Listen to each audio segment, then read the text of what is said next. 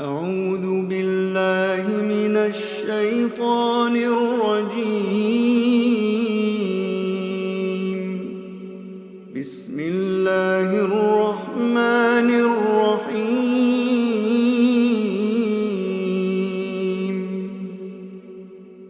الحمد لله الذي أنزل على عبده الكتاب ولم يجعل له عوجا قيما لينذر بأسا شديدا من لدنه ويبشر المؤمنين الذين يعملون الصالحات أن لهم أجرا حسنا ماكثين فيه أبدا وينذر الذين قالوا اتخذ الله ولدا ما لهم به من علم ولا لآبائهم كبرت كلمة تخرج من أفواههم إن يقولون إلا كذبا فلعلك باخع نفسك على آثارهم إن لم يؤمنوا بهذا الحديث أسفا إنا جعلنا ما على الأرض زينة لها لنبلوهم أيهم أحسن عملا وإنا لجاعلون ما عليها صعيدا جرزا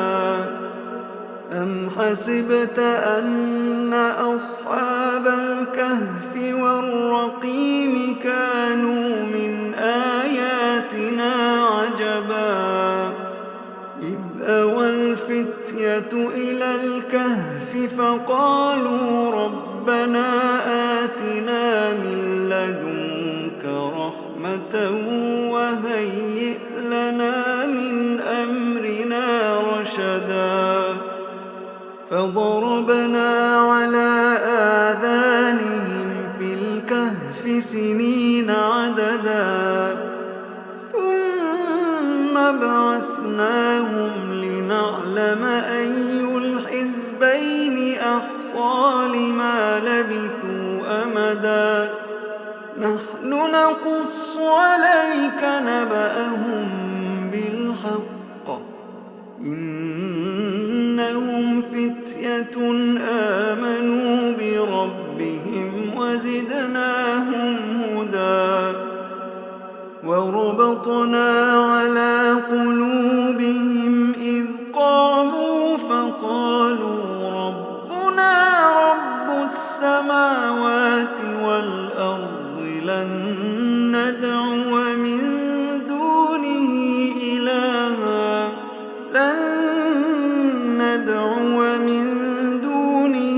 إلها لقد قلنا إذا شططا هؤلاء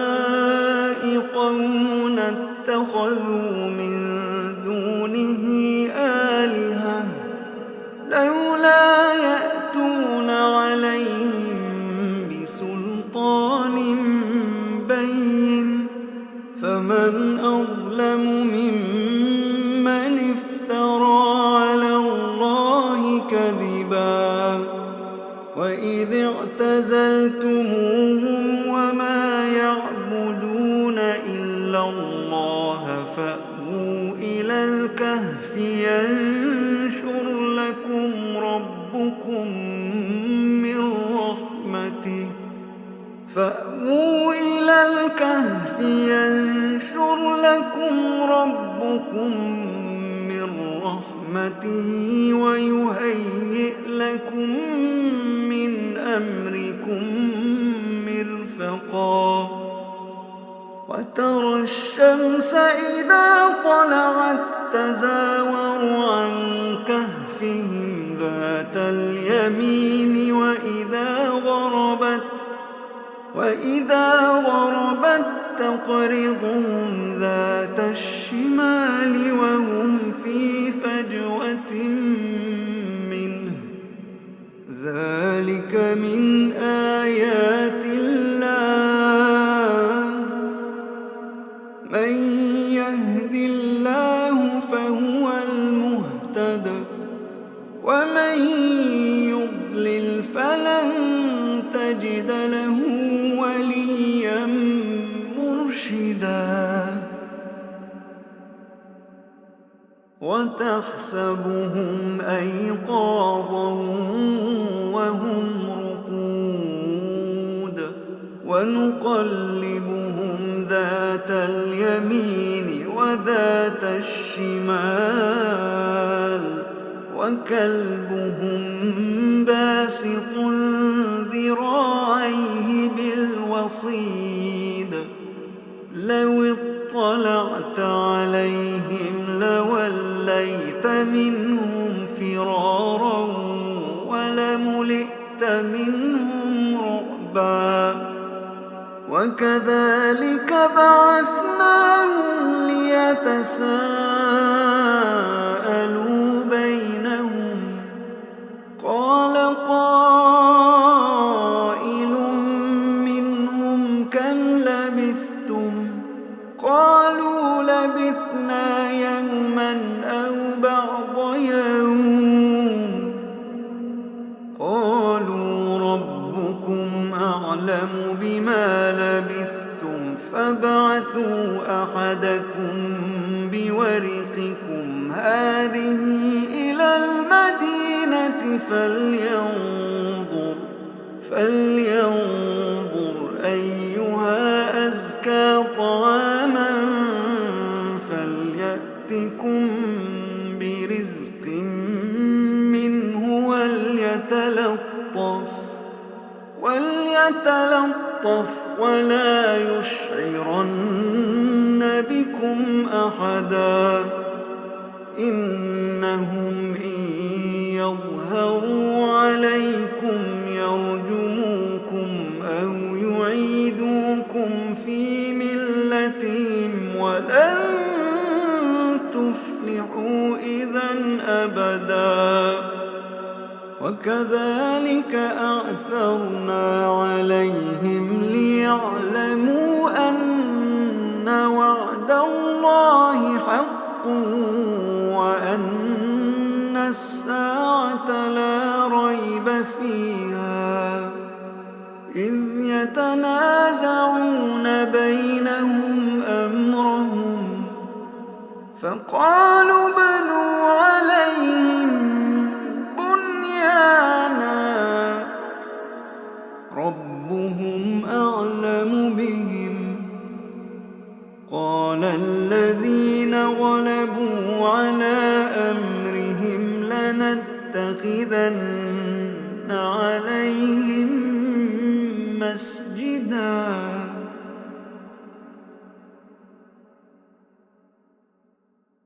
سيقولون ثلاثة رابعهم كلبهم ويقولون خمسة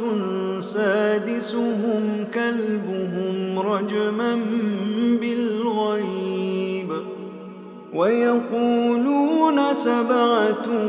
وثامنهم كلبهم قل ربي أعلم بعدتهم ما يعلمهم إلا قليل فلا تمار فيهم إلا مراء ظاهرا ولا تستفت فيهم منهم أحدا ولا تقولن لشيء إني فاعل ذلك غدا إلا أن يشاء الله واذكر ربك إذا نسيت واذكر ربك إذا نسيت وقل عسى أن يهديني ربي لأقرب من هذا رشدا ولبثوا في كهفهم 300 سنين وازدادوا 9 قل الله أعلم بما لبثوا له غيب السماوات والأرض أبصر به وأسمع ما لهم من دونه من ولي ولا يشرك في حكمه أحدا واتل ما أوحي إليك من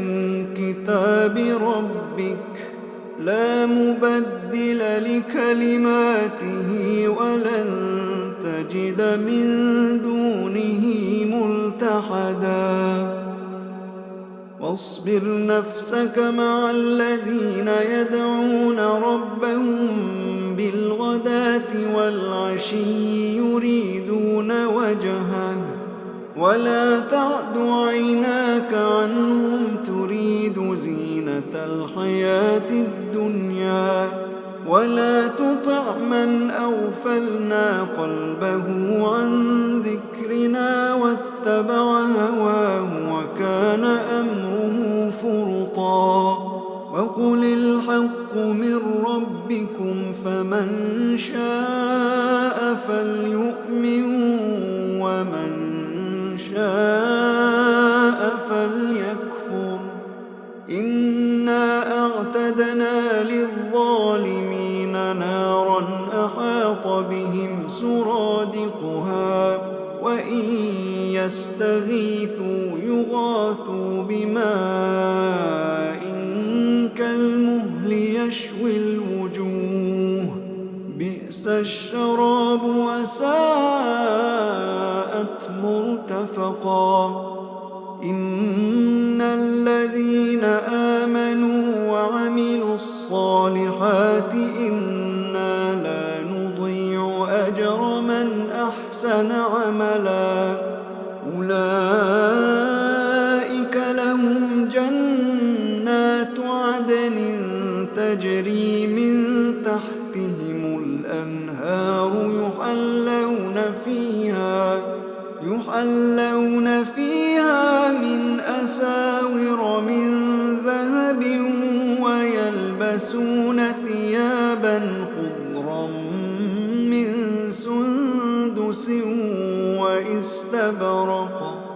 ويلبسون ثيابا خضرا من سندس واستبرق متكئين فيها على الأرائك نعم الثواب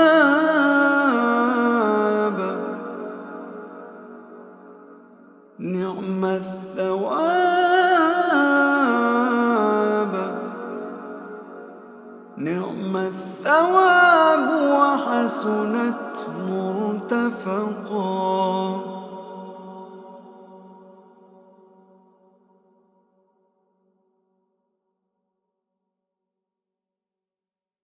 واضرب لهم مثلا الرجلين جعلنا لأحدهما جنتين من أعناب وحففناهما بنخل وجعلنا بينهما زرعا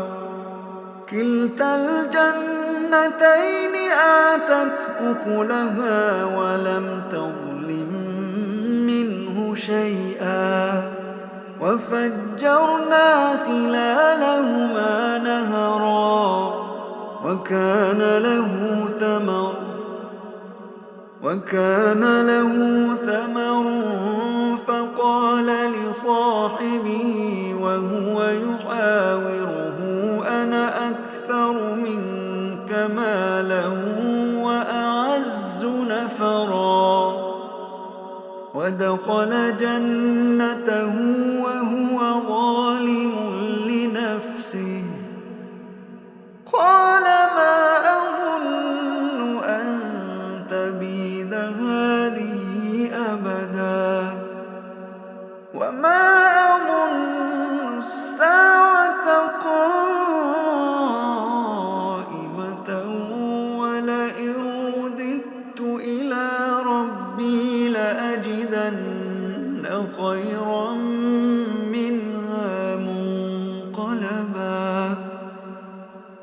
قال له صاحبه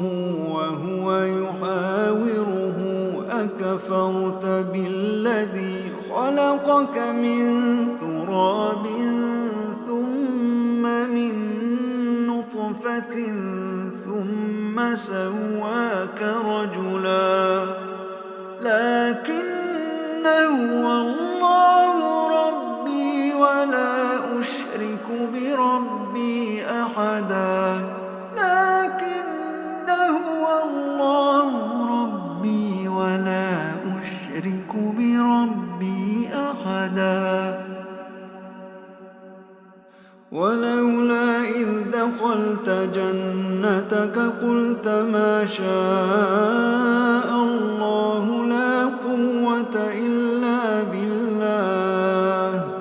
إن ترني أنا أقل منك مالا وولدا فعسى ربي أن يؤتيني خيرا من جنتك ويرسل عليها حسبانا من السماء فتصبح صعيدا زلقا أو يصبح ماؤها غورا فلن تستطيع له طلبا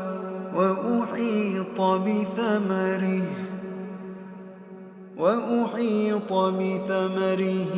فأصبح يقلب كفيه على ما أنفق فيها وهي خاوية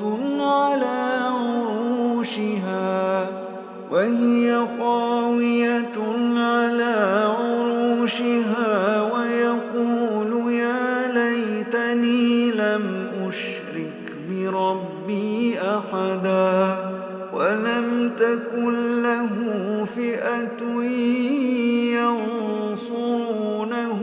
من دون الله وما كان منتصرا هنالك الولاية لله الحق هو خير ثوابا وخير عقبا واضرب لهم مثل الحياة الدنيا كماء أنزلناه من السماء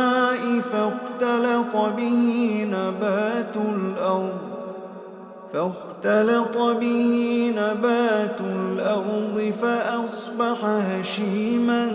تذروه الرياح وكان الله على كل شيء مقتدرا المال والبنون زينة الحياة الدنيا والباقيات الصالحات خير عند ربك ثوابا وخير أملا ويوم نسير الجبال وترى الأرض بارزة وحشرناهم فلم نغادر منهم أحدا وعرضوا على ربك صفا لقد جئتمونا كما خلقناكم أول مرة بل زعمتم أن لن نجعل لكم موعدا ووضع الكتاب فترى المجرمين مشفقين مما فيه ويقولون يا ويلتنا ما لهذا الكتاب لا يغادر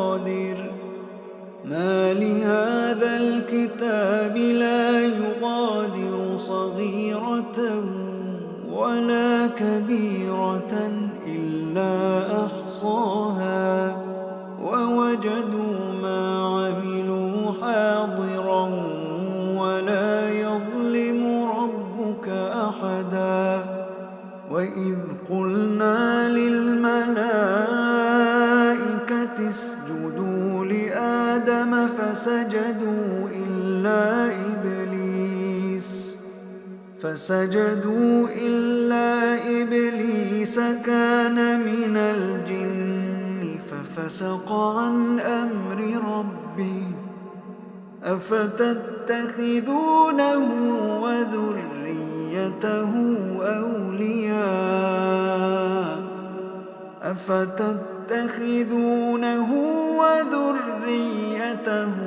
أولياء من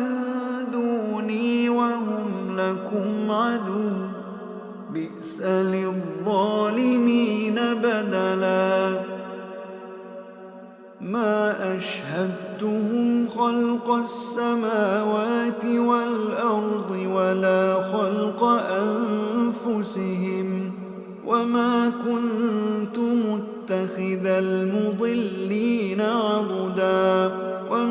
كنت متخذ المضلين عضدا ويوم يقول نادوا شركائي الذين زعمتم فدعوهم فلم يستجيبوا لهم وجعلنا بينهم موبقا ورأى المجرمون النار فظنوا أنهم مواقعوها ولم يجدوا عنها مصرفا ولقد صرفنا في هذا القرآن للناس من كل مثل وكان الإنسان أكثر شيء جدلا وما منع الناس أن يؤمنوا إذ جاءهم الهدى ويستغفروا ربهم إلا أن تأتيهم سنة الأولين أو يأتيهم العذاب قبلا وما نرسل المرسلين إلا مبشرين ومنذرين ويجادل الذين كفروا بالباطل ليدحضوا به الحق واتخذوا آياتي وما أنذروا هزوا ومن أظلم ممن ذكر بآيات ربه فأعرض عنها ونسي ما قدمت يداه إنا جعلنا على قلوبهم أكنة أن يفقهوا وفي آذانهم وقرا وإن تدعهم إلى الهدى فلن يهتدوا إذا أبدا وربك الغفور ذو الرحمة لو يؤاخذهم بما كسبوا لعجل لهم العذاب بل لهم موعد لن يجدوا من دونه موئلا وتلك القرى أهلكناهم لما ظلموا وجعلنا لمهلكهم موعدا وإذ قال موسى لفتاه لا أبرح حتى أبلغ مجمع البحرين أو أمضي حقبا فلما بلغا مجمع بينهما نسيا حوتهما فاتخذ سبيله في البحر سربا فلما جاوزا قال لفتاه آتنا غداءنا لقد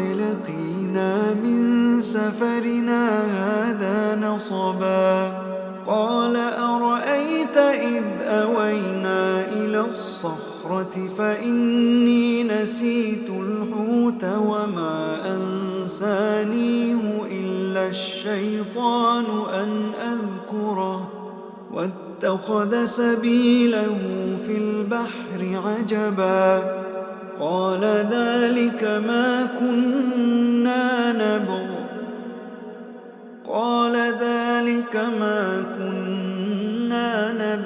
فارتدا على آثارهما قصصا فوجدا عبدا من عبادنا آتيناه رحمة من عندنا وعلمناه من لدنا علما قال له موسى هل أتبعك على أن تعلمني مما علمت رشدا قال إنك لن تستطيع معي صبرا وكيف تصبر على ما لم تحط به خبرا قال ستجدني إن شاء الله صابرا ولا أعصي لك أمرا قال فإن اتبعتني فلا تسألني عن شيء حتى أحدث لك منه ذكرا فانطلقا حتى إذا ركبا في السفينة خرقها قال أخرقتها لتغرق أهلها لقد جئت شيئا إمرا قال ألم أقل إنك لن تستطيع معي صبرا قال لا تؤاخذني بما نسيت ولا ترهقني من أمري عسرا فانطلقا حتى إذا لقيا غلاما فقتله قال أقتلت نفسا زكية بغير نفس لقد جئت شيئا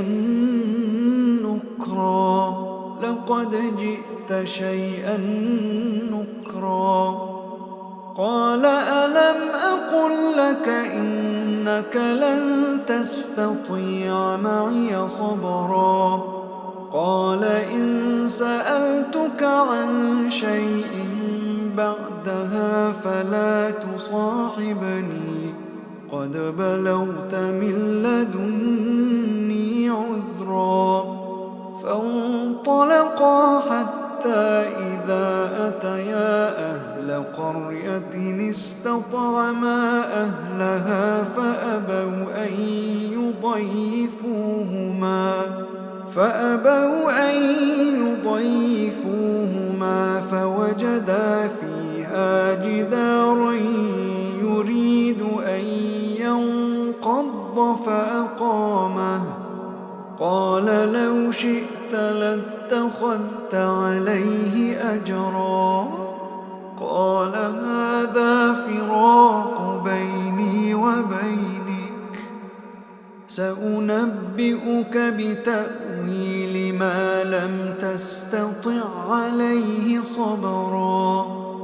أما السفينة فكانت لمساكين يعملون في البحر فأردت أن أعيبها وكان وراءهم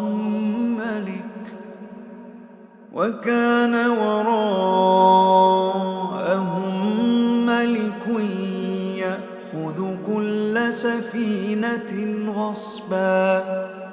وأما الغلام فكان أبواه مؤمنين فخشينا أن يرهقهما طغيانا وكفرا فأردنا أن يبدلهما ربهما خيرا منه زكاة وأقرب رحما وأما الجدار وأما الجدار فكان لغلامين يتيمين في المدينة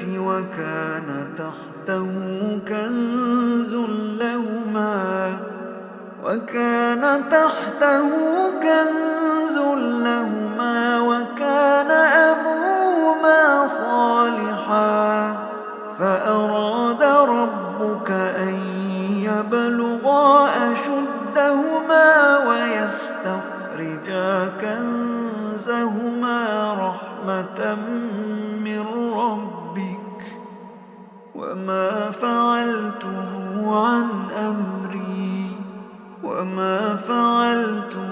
عن أمري ذلك تأويل ما لم تسطع عليه صبرا.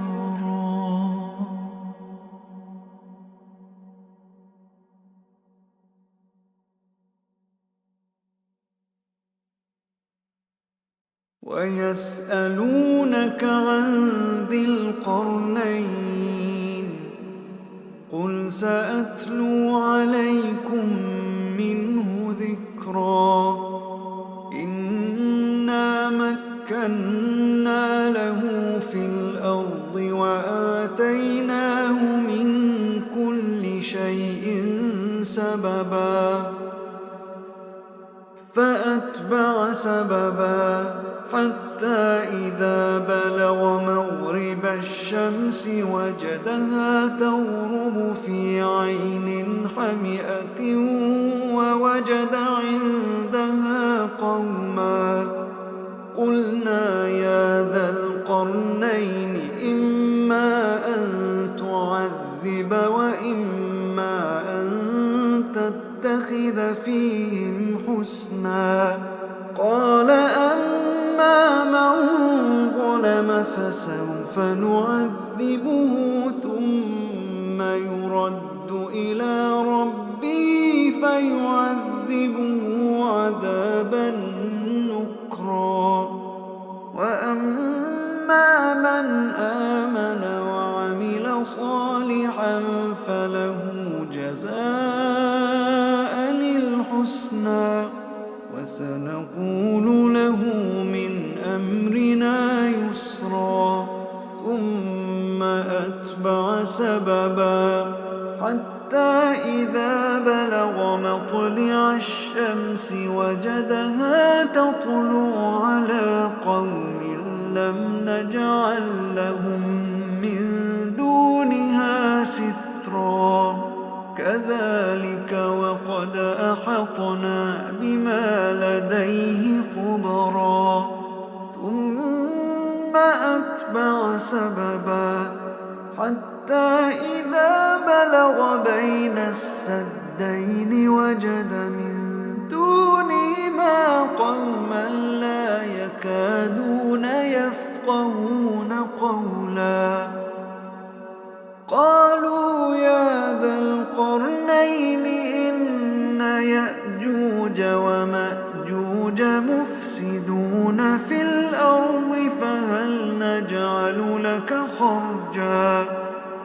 فهل نجعل لك خرجا على أن تجعل بيننا وبينهم سدا قال ما مكني فيه ربي خير فأعينوني بقوة أجعل بينكم وبينهم ردما آتوني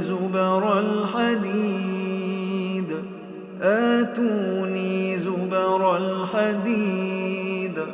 حتى إذا ساوى بين الصدفين قال انفخوا حتى إذا جعله نارا قال آتوني أفرغ عليه قطرا فما استطاعوا أن يظهروه وما استطاعوا له نقبا قال هذا رحمة من ربي فإذا جاء وعد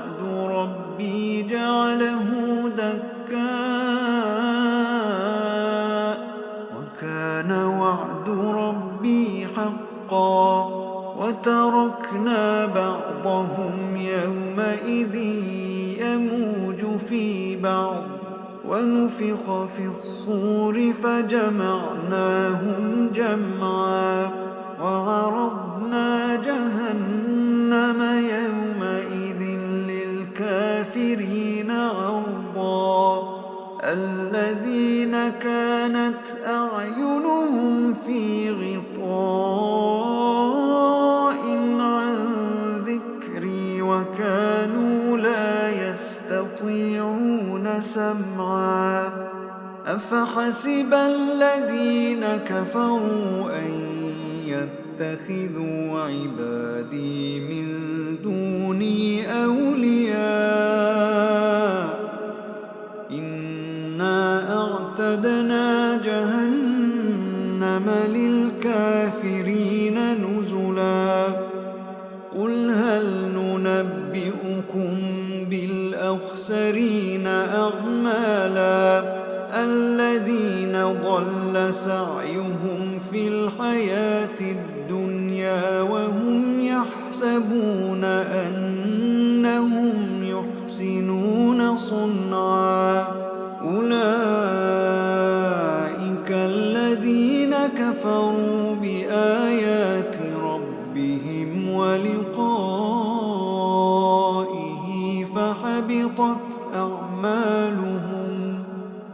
فحبطت أعمالهم فلا نقيم لهم يوم القيامة وزنا ذلك جزاؤهم جهنم بما كفروا واتخذوا آياتي ورسلي هزوا